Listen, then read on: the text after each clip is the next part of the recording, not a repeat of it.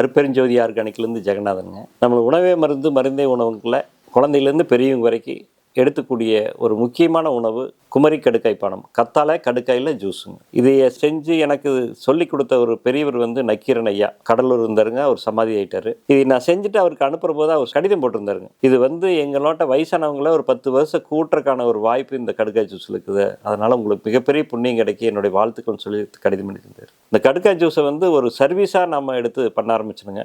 But இன்றைக்கி மிகப்பெரிய லெவலில் போயிட்டுருக்குது, நல்லா போயிட்டுருக்குது.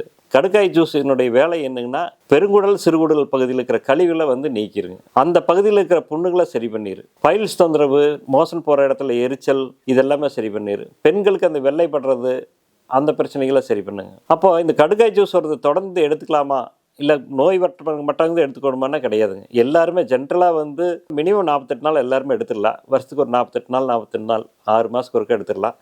அல்லது நல்லா இருக்கிறவங்க தொடர்ந்து எடுக்க ஆரம்பிக்கலாங்க. இப்போ வயசானவங்க ஒரு 50 வயசுக்கு மேலே 55 வயசுக்கு மேலே ஆகிட்டாங்க. அவங்க கடைசி காலத்து வரைக்கும் இந்த கடுக்காய் ஜூஸ் ஒரு 1/4 டம்ளர் ஜூஸு 3/4 டம்ளர் தண்ணி, ஒரு 10 ரூபா செலவாகும், அவ்வளோதான். ஒரு டீ குடிக்கிற செலவு தாங்க. தொடர்ந்து எடுத்துட்டாங்கன்னா அவங்களுக்கு எந்த நோயுமே வராதுங்க. ஏன்னா இது உடம்புல இருக்கிற கழிவுகளை சுத்தமாக நீக்கிடுங்க. கத்தாழை இருக்கிறனால ஹீட்டை குறைச்சிருங்க. அமைதியாக ஒரு நல்ல கூலிங்காக இருக்குங்க பெருங்குடல் பகுதி சிறுகுடல் பகுதி. அப்போ எந்த ஒரு ஹீட்டுமே மேலே ஏறாது, முடி கொட்டுறது நிறுத்திடு.